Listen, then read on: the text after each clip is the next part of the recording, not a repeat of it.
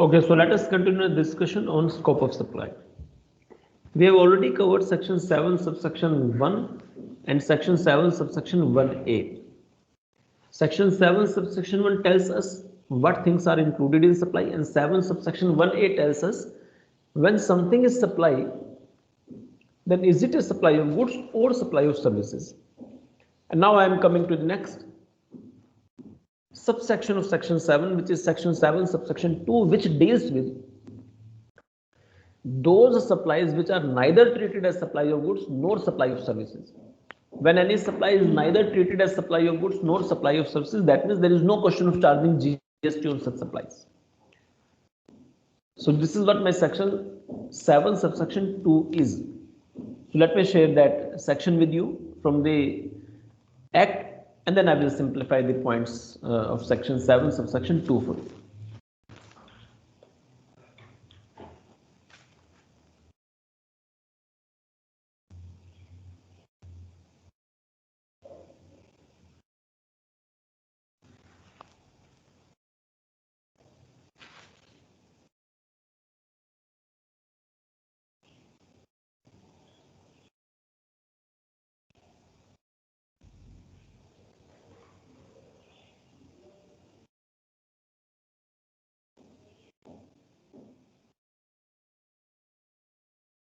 So we have been discussing this section 7 scope of supply, and within this let me discuss now with section 7 subsection 2. Let me discuss now with you section 7 subsection 2 and what it says. This is what my 7.2 is. Highlighted. What it says, notwithstanding anything contained in subsection 1.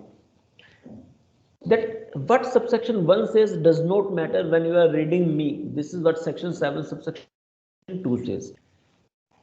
7 subsection 1 makes some supplies as supplies for the purpose of GST, but 7 subsection 2 says that don't read those supplies. What I say is final as compared to 7.1. So something will not at all be treated as supply, which might be covered in 7 subsection 1, but if that is also written in 7 subsection 2. I hope you are understanding my point. Any supply can be a supply as per 7.1, but if that is also written in 7.2, then 7.2 is supreme than 7.1, and 7.2 says supplies are neither treated as supply of goods nor supply of services. So I will not apply 7.1 there. When there is a clash between 7 subsection 1 and 7 subsection 2, 7 subsection 2 prevails. This is what the language of the Act is as far as my first line is concerned. That notwithstanding anything contained in subsection 1, it does not matter what subsection 1 of section 7 says. What I say is final and what it says. Clause A. See the language of clause A. Activities or transactions specified in schedule 3. Activities or transactions specified in schedule 3 or clause B. Such activities or transactions undertaken by the central government, a state government or any local authority in which they are engaged as public authorities. So central government, state government or local authority in which they are engaged as public authorities, as may be notified by the government on the recommendation of the council.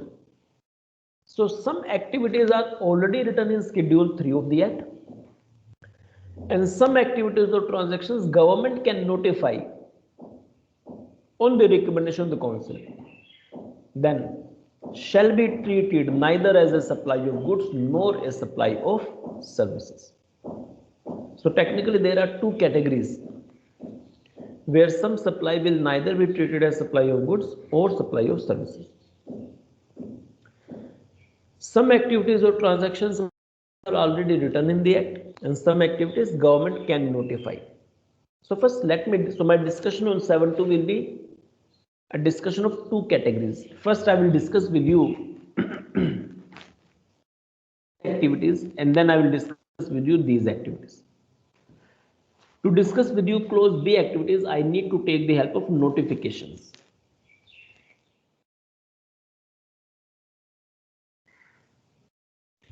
And to discuss with you these activities, I have to simply take the help of the same act which we are studying. So let us go now to schedule 3. This is my schedule 3. If you remember, my schedule 1 tells me what? Supplies which are to be treated as supplies. My schedule 2 tells me what? Supplies which are to be treated either as supply of goods or supply of services. And schedule 3 tells me what? The supplies which are neither treated as supply of goods nor supply of services, and this schedule is supreme than the earlier schedule. So this third is supreme. Now let me first read this schedule for you, and then I will simplify the points. So what is the heading of schedule 3? It says see section 7. That means take the reference from section 7, and heading is activities or transactions which shall be treated neither as a supply of goods nor a supply of services. So these activities will neither be treated as supply of goods nor a supply of services. When these are neither treated as supply of goods or services, so there is no question of GST. So paragraph 1, it is para 1. Services by an employee to the employer. So I am reading it simply to show you that I will simplify then I will simplify. Services by any court or tribunal. Functions performed by members of parliament, MLAs, etc. Duties performed by the person who is having the constitutional position. Duties performed by the chairperson of any body established by the government. Services of funeral, burial, crematorium or mortuary, including the transportation of deceased person. Sale of land, and subject to clause B of paragraph 5 of schedule 3 to sale of building. What do I mean by this? That means sale of land is never treated as supply. But as far as sale of building is concerned, it is also not treated as supply. But you cannot simply decide that sale of building is always not treated as supply. No. You have to refer clause B of paragraph 2 of schedule 3. I will tell you that. I hope you don't remember it right now, but I will simplify that. Actionable claims other than lottery, betting, gambling, supply of goods, etc., etc., etc. So now let me simplify these points for you. So I have shown you schedule. Now let me share my notepad and let me simplify the points for you.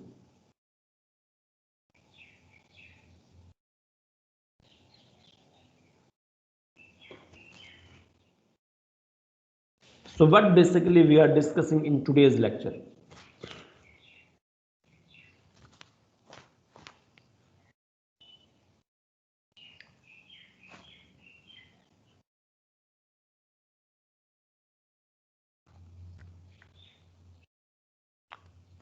I hope that today the date is 18. I hope so.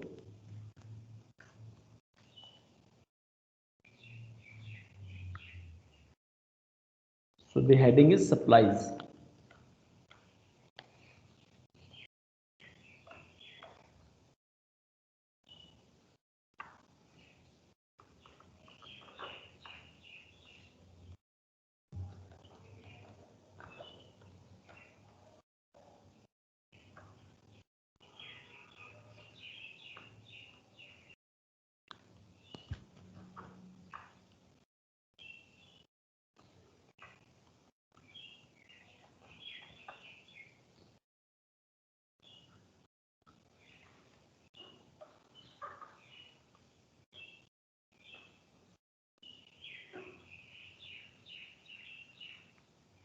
Now 7.1 tells me that some supplies are always supply.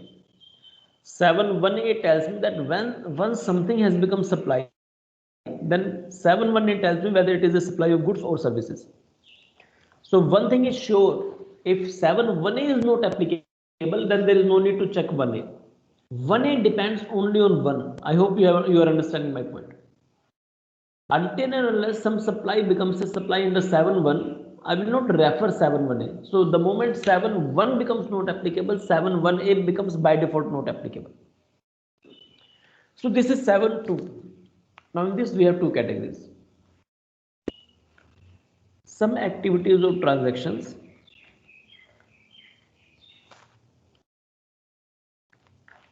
which are mentioned in schedule 3.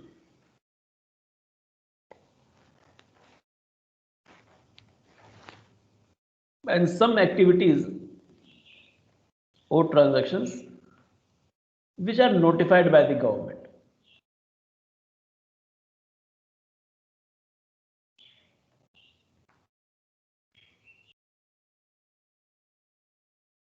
As notified. Now my first discussion, this is for simplicity, I can call it as my category 1. It is only for the purpose of simplicity. And this I can call it as category 2. Now let me discuss the examples of category 1.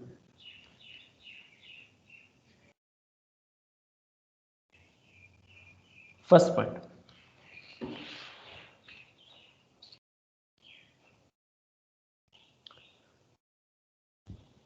Services.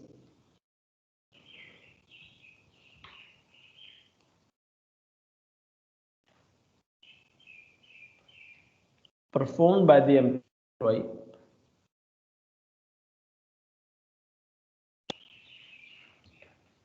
for the employer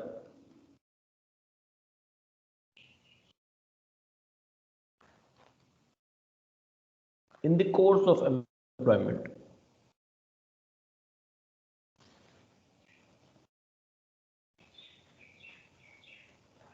This is my first point.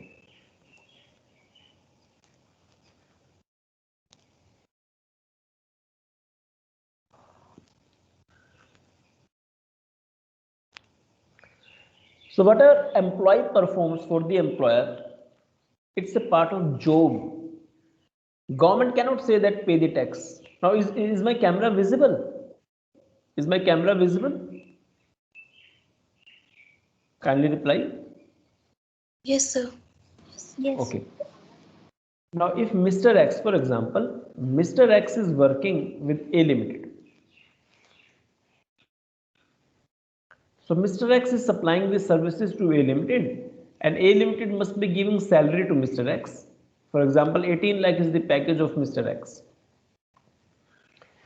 Now government cannot say that on 18 lakh GST is applicable because these services which are supplied by the employee to the employer in the official capacity is covered under section 7 subsection 2, which says that it is in negative list. Technically I can call this as negative list, though act does not say this word, authors have framed their own language. So some materials call it as negative list, but you must know that act never used this word. Act is not saying that this is negative list. This is only for the purpose of simplicity. Some authors have started using it. That is correct also, there is no problem. So this is first exception, that supply of service by the employee for the employer in the official capacity is not treated as supply, so there is no question of any GST.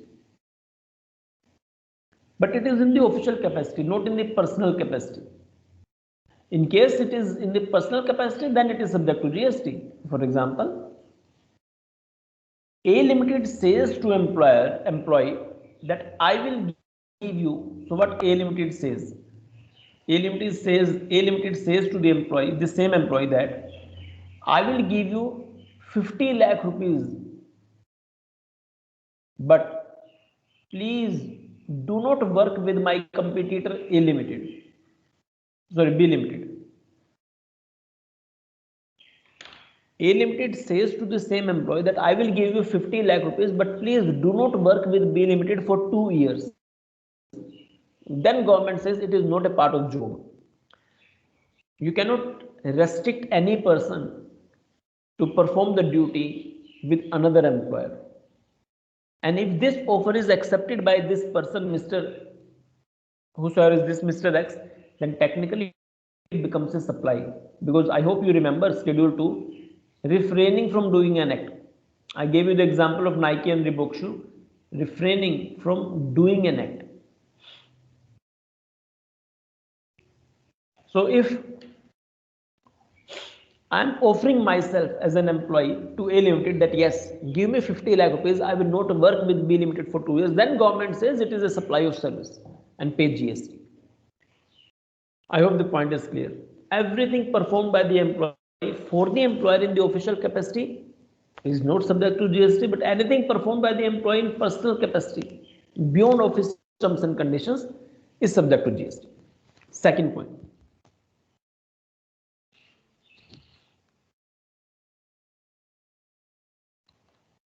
Services performed by elected representatives.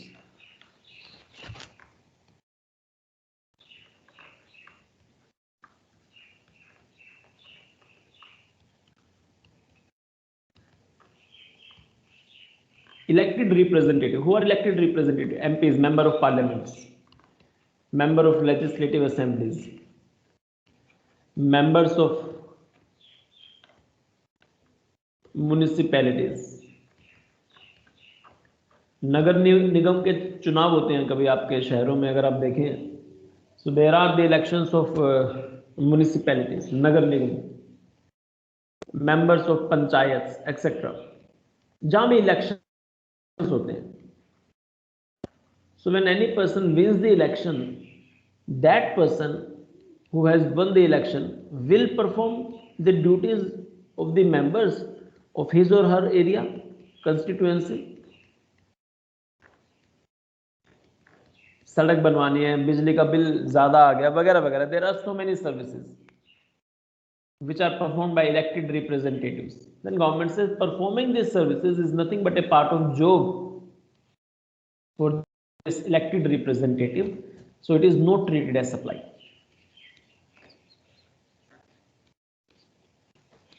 Third, services performed by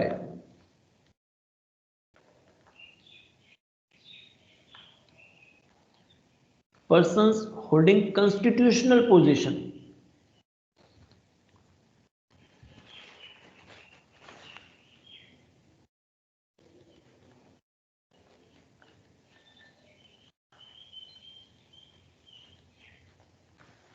And if service is performed in that capacity, for example, now who is having the constitutional position? President of India is having the constitutional post. Honorable President, constitutional post. Honorable Prime Minister, constitutional post. Honorable Vice President, constitutional post. Honorable Chief Justice of India, judges of Supreme Court, High Court, etc. These individuals are having constitutional post. Bureaucrats are having constitutional post. Chief Minister of a state, constitutional post. Lieutenant Governor, constitutional post. All those people now in Honorable Supreme Court gives the judgment to the affected parties who have received that judgments or whose case or on whose case the court has given the judgment. Court, you cannot treat it as supply because it is the constitutional duty of these people to impart these services. So it's not supply. If president is giving some services in the constitutional capacity, then it's not treated as supply. The prime minister, vice president, all these people are having the constitutional position, and whatever they are performing in their constitutional position, it is because of the powers which has been granted by the Indian Constitution, and they are simply performing their duties as per that constitutional requirement. So this should not be treated as supply of service. So there is no question of GST. Similarly, now these all are individuals. These all are individual human beings. But technically, courts are also providing the services. Services provided by courts or tribunals. So in these courts, of course, individuals must be sitting.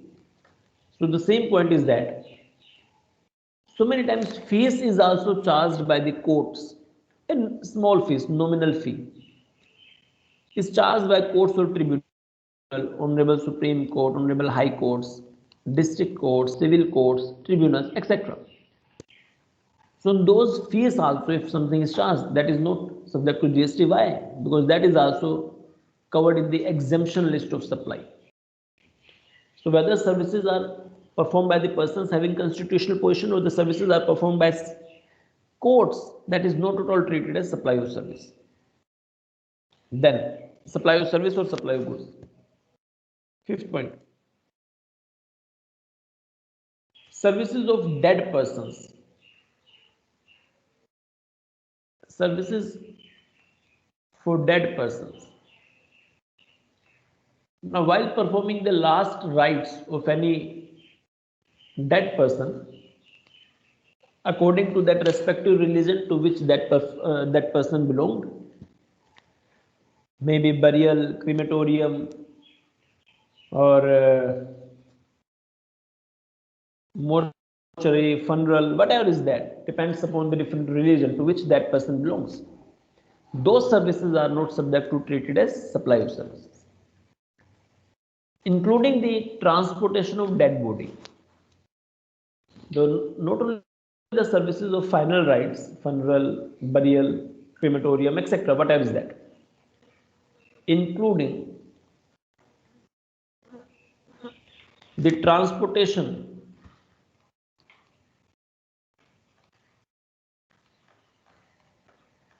of dead body, like ambulance. In ambulance, whenever dead body is transferred or transported, then no GST is collected on that slip. That is beyond the scope of supply, and there is no question of charging any GST on that. Sale of land, no GST, because of sale of land what you pay, so it is also not treated as supply. Okay, these things are not treated as supply, that you should remember.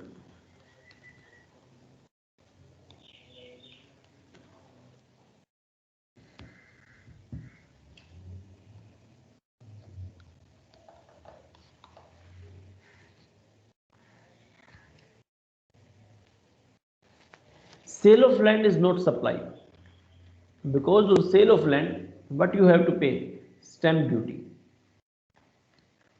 so it is not supply. Sale of building is also not supply, but in one case it is supply.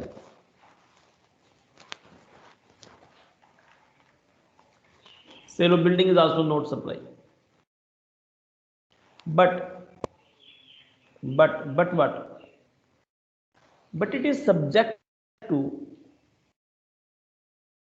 if you remember, it is subject to schedule 2. And if you remember, I told you in the last class, completion certificate issue, that when a building is being constructed by builder to you as a buyer or for you as a buyer, you pay the monthly installments till the building is handed over to you. So this construction of building is subject to GST, otherwise not. Construction of building for the purpose of sale. So why the builder is constructing the building, and if you are giving the installment, that means builder has to sell it to you. Builder cannot sell it to another person if you are giving the installment. So construction of building for the purpose of sale to the buyer. This is the only purpose. ये नहीं है कि पैसा आप देंगे बेच किसी और को देंगे. You are giving the installment, so it is the compulsion. It is compulsion on the builder to sell this property to you only. Construction of building for the purpose of sale to buyer is a supply. Supply, but only till completion certificate has been obtained. Only till completion certificate has been given. The moment completion certificate has been given by the government, by the local authority, then there is no question of supply of service. Then in future, whenever it is sold, it will be subject to stamp duty and not GST. Till the completion certificate is available, continue paying GST. The moment completion certificate is there, no stop GST, pay stamp duty. That's it. Next point.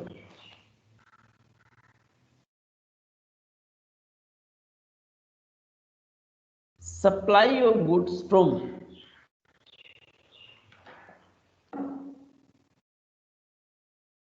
a non-taxable territory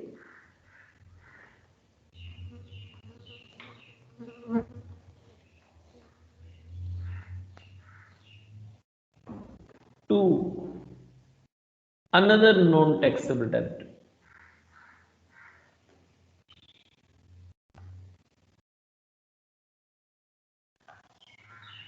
Now, what is non-taxable territory? India is taxable territory. Other than India, every other area is non-taxable because I can impose my laws only on my country. No country can impose its own laws to own any other country. So India is a taxable territory. Any place other than India is non-taxable. Now I may be in India.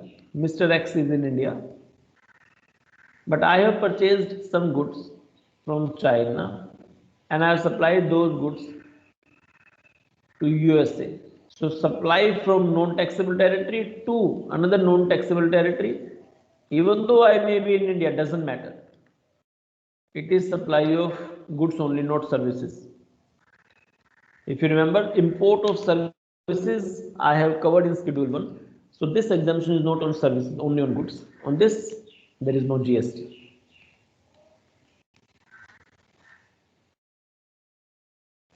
Ninth, actionable claims. Now, do you know about actionable claims like lottery,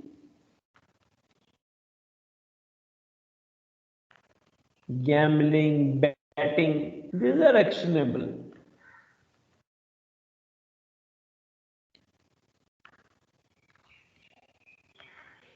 Recovery of insurance amount. You have a right to recover your insurance amount. It's actionable claim, etc. These three actionable claims are treated as supply. These are supply. But other than lottery, gambling, betting, whatever other thing, etc., not supply. So when you receive the insurance money, the insurance company will not have an obligation to deposit any GST with the government. You will get the full amount, whatever you have, you are entitled to receive from the insurance company. So actionable claims of lottery, gambling, betting are supply. Other than this, not supply. In fact, the Honorable Supreme, recently the court has also, case has also gone to the Honorable Supreme Court about lottery, whether it was constitutional to charge GST on lottery. The Honorable Supreme Court has ruled that, yeah, it is not ultra vires the constitution and charging GST on lottery is very well valid within the purview of law. This has been the recent ruling of Supreme Court on this GST on lottery. Now, 10th point. Supply of goods. Which are imported without clearance for home consumption.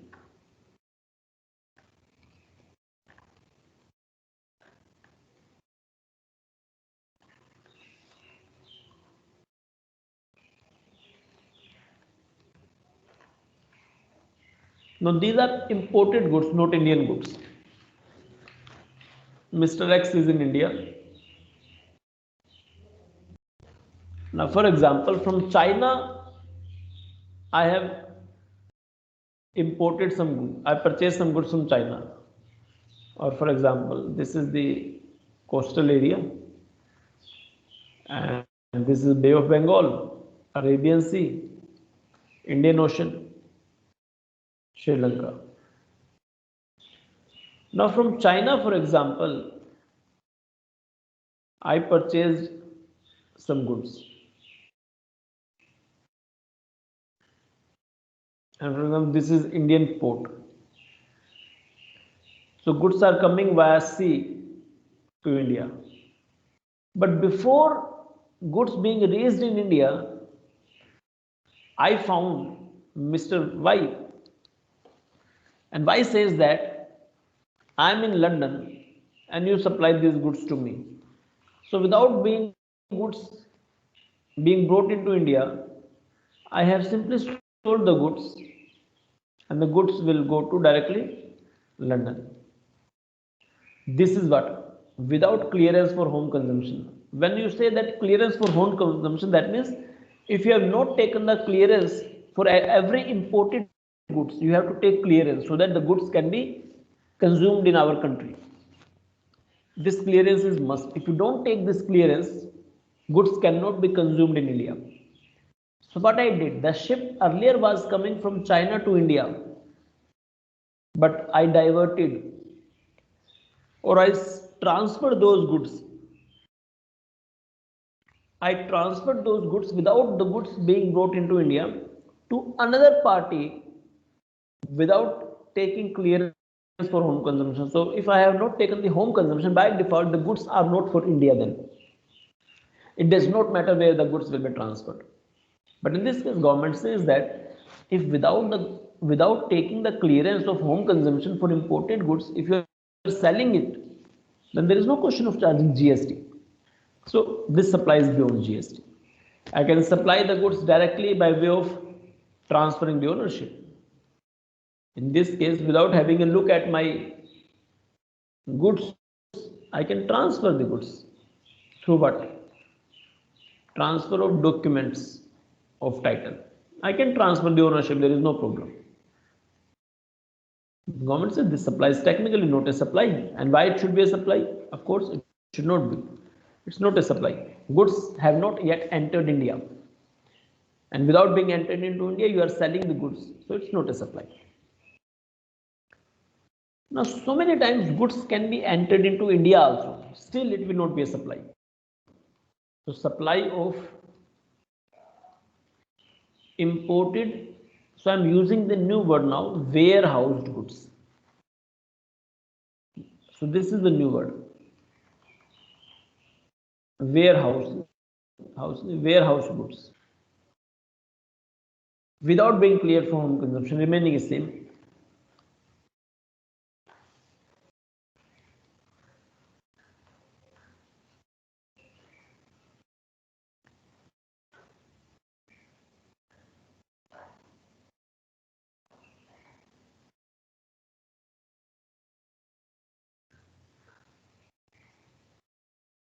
Now this is the new word. Now, what do I mean by this? Now suppose this is the nation and for example we have port in Gujarat, for example we have Kandla port. When the ships reach the shore or any port, it's not possible that you can make that ship stand for long on the port because of less space. The ships are on water and they cannot remain there for 10 days, 5 days, etc. etc. They can remain there, but they have to pay heavy charges for this. So normally the ships don't wait. So you have godowns at every port. Container आपको दिखते होंगे कभी कि हर port पे container depot होता है, container depot normally. So you have warehouse technically. On every port, you have warehouse. This warehouse is under the authority of custom department.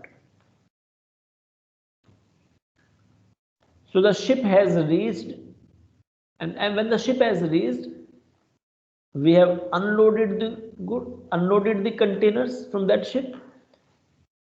Always the goods are brought into containers. क्योंकि पानी में डूब भी जाते हैं तो कंटेनर एज इट इज जाता है, उसमें कोई सी पे नुकसान नहीं होता. Container will only fall beneath the ocean at the sea bed. So normally all the imported goods are always in the containers. So these containers are stored in the warehouse. Now technically the goods have reached India. Technically goods have reached India, but still if you haven't taken the clearance for home consumption, it is assumed that goods have not reached India. It is the simple example of embassies, for example. Embassies of other countries are in Delhi. But can Indian government enter in that embassy? Answer is no. If we have an embassy of France, even the Honorable Prime Minister of India cannot enter in the embassy of France without getting the approval of Ambassador of France. So the place may be in India, but within the nation, some area is specifically assigned to another embassy where that embassy has all the right to protect the privacy. It is necessary. Same is the case here, though the goods might have reached India and are stored in the warehouse of the custom department. But if you have not yet taken the clearance for home consumption, it is assumed that goods are not yet reached India. And without obtaining the clearance, suppose we have transferred the goods to another party. Same example. Same example. Mr. X, I purchased the goods from China. Goods have reached India, but still at the warehouse. I have not taken clearance, for home consumption, and without taking clearance, I found a buyer, Mr. Y, and I sold those goods to that buyer.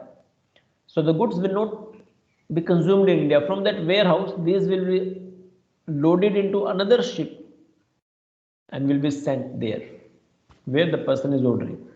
So in this case also government says it is not treated as supply. Now can you spot the difference? Both the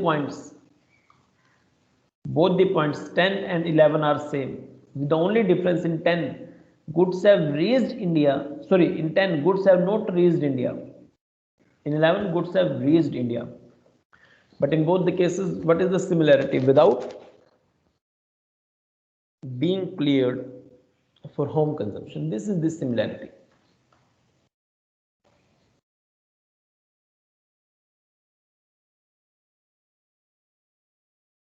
I hope the point is clear. This is my category 1. Please raise your hand if you have understood these points.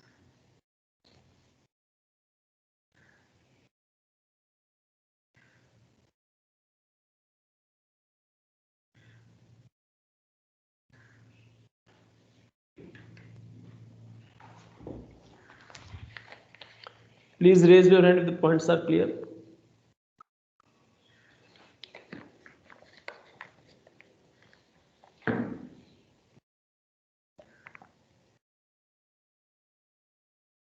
Okay.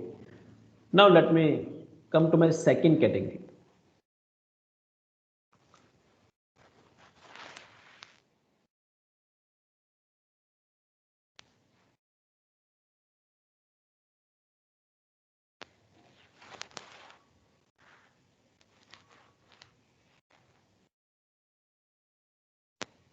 So I have discussed with you this category for the time being.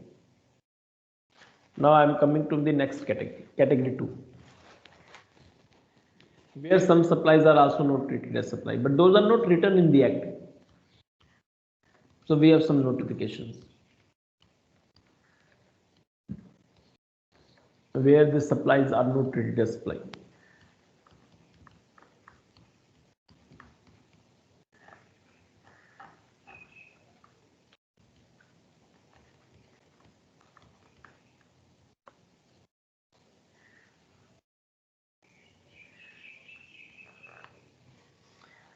First notification.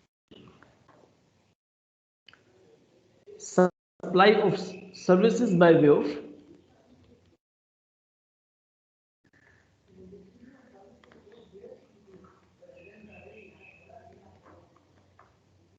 alcoholic liquor.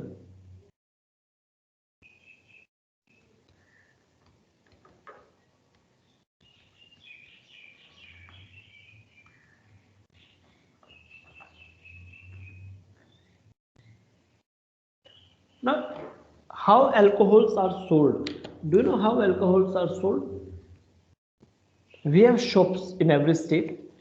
First, you must be knowing that alcoholic liquor for human consumption, alcoholic liquor for human consumption.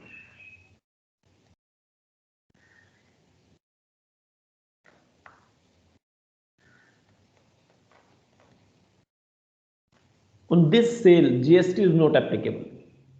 Still, VAT, CST, or whatever is that is applicable, not GST. And it is the power of state government to levy the tax. State government levy the tax. Now, who can sell this alcohol? Can anyone sell the alcohol? No, it's not like a Kirana shop that you will purchase 500 bottles and you will open a shop and start selling alcohol. No, हर मोहल्ले में दुकान नहीं मिलती है इसके शराब की. You have to obtain license from the government. So, granting license is technically also a supply. So, state government will grant you what? License. First, state government will grant the license.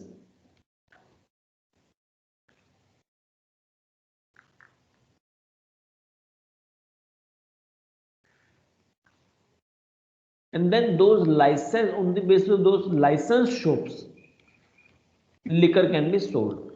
This is what the sequence is.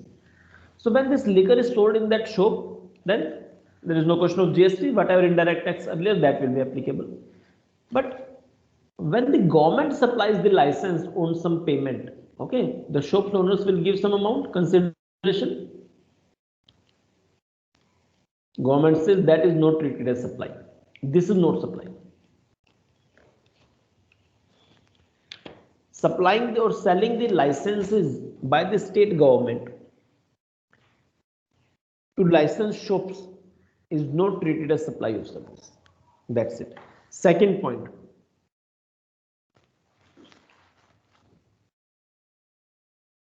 Now, in rural areas, we have panchayats, panchayati raj institutions. So, panchayat also supplies the services. Now, these are legal panchayats, not illegal panchayats. Services by panchayats. The concept of panchayats is that self-governance, self-rule, where the village people come forward, gets elected, and then self-rule. Panchayats or municipalities. In non-rural areas, in urban areas, we don't have panchayats, we have municipalities. So whatever services are supplied by panchayats or municipalities, that is not treated as supply. And the last point. After this, I will end up the discussion. This is a little bit technical. Interstate movement of conveyances. Little bit technical but interesting. Interstate movement of conveyances. What are the modes of conveyances normally? Trucks, rail, aircraft,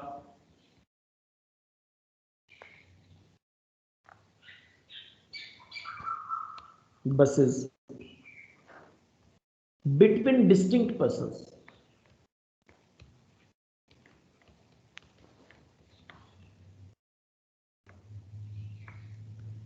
Distinct persons as per section 25(4). If you remember 25(4), do you remember when same PAN number registration of one office and same PAN number registration of another office, office 1, office 2. This another is maybe in the same state or different state, but for my purpose I am assuming different state. Otherwise, as per 25(4), you can be distinct person if you have two offices registered in the same state, same PAN number. But for my case, I have to assume that these offices are in different states.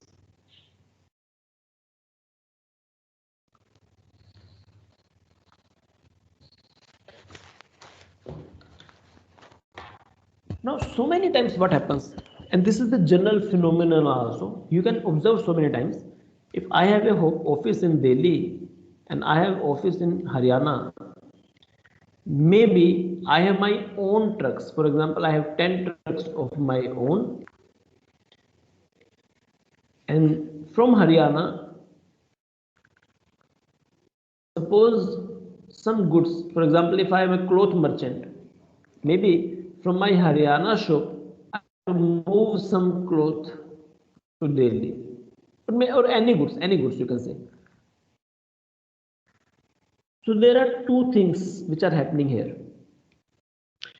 Supply of cloth, which is supply of goods, and services of truck. Technically, it is also a supply of service. Had I took the trucks on higher charges, or had I availed the services of any transporter, I would have paid the service charges also for using the truck transport facility. So technically, two things are happening. I am supplying cloth goods on the trucks, and after some time when the goods will reach at Delhi, trucks will come back. So the government says one thing is sure, that supply as per schedule 1, if you remember, supply of goods or services even between distinct person is to be treated as supply if it is for the furtherance of business. Supply of goods or services even between distinct person is a supply. So technically supply of cloth is a supply, and supply of truck service is also a supply on which GST should have been applicable. But government says that in this notification, government says that goods GST is applicable, but supply of this conveyance, supply of services of conveyances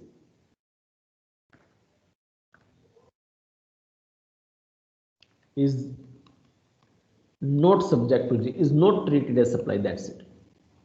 Is not treated as supply because the trucks will come back. So government says it is not treated as supply. So what was the job of the truck in my example? It was basically to move the goods from one registered office to another.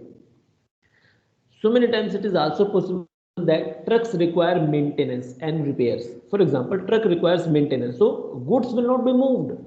Only truck will move, and in my daily workshop, the truck will get some repair and will come back again.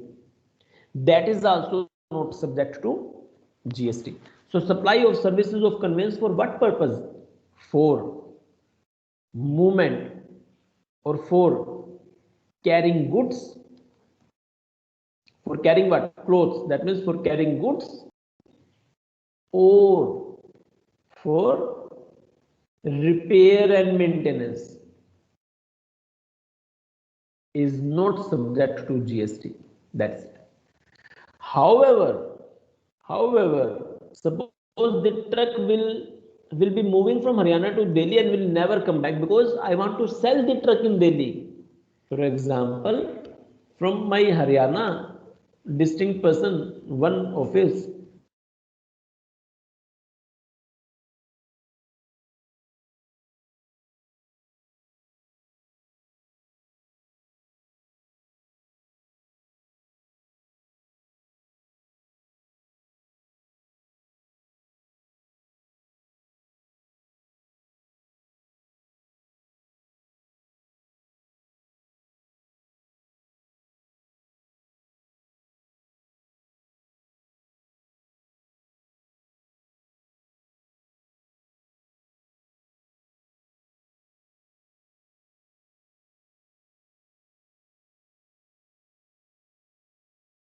is my voice coming?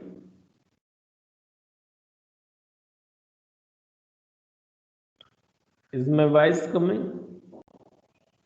Yes, sir. Okay, so there was some connection problem. I think there was a break for some seconds. Let me come back to this point. Now, this third point which I am discussing is a little bit technical but interesting if you listen carefully. When the conveyances are moved between distinct persons of section 25(4), these are some examples of move. So for what purpose you will move the conveyance from one state to another?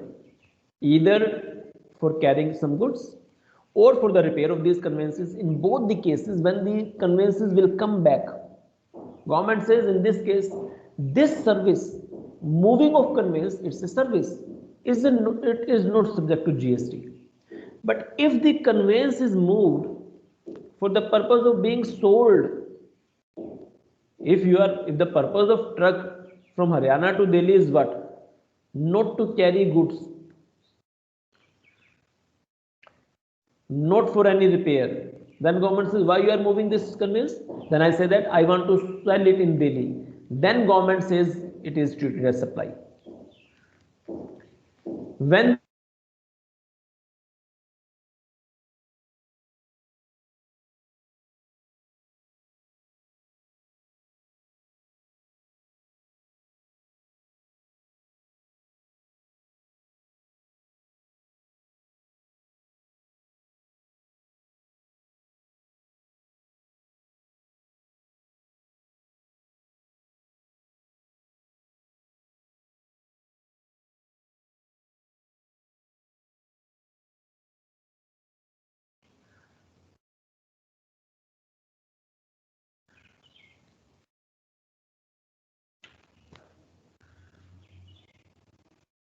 is my voice coming now? Yes, sir. Can you see the screen? Yes, sir. Okay. If so, there is some connection problem again. So let us wind up. If conveyance interstate movement between distinct person is for further supply of this conveyance, then this movement is also treated as supply and pay GST. That's it. No, no, no, not cut. It is supply.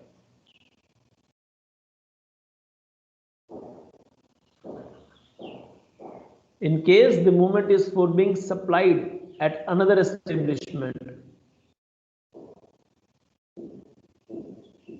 in another state, then this is always treated as supply. That's it. That's all from my side. And in tomorrow's class, we will wind up last subsection 7, subsection 3. In case you have any doubt, you can ask me. Otherwise, goodbye for now.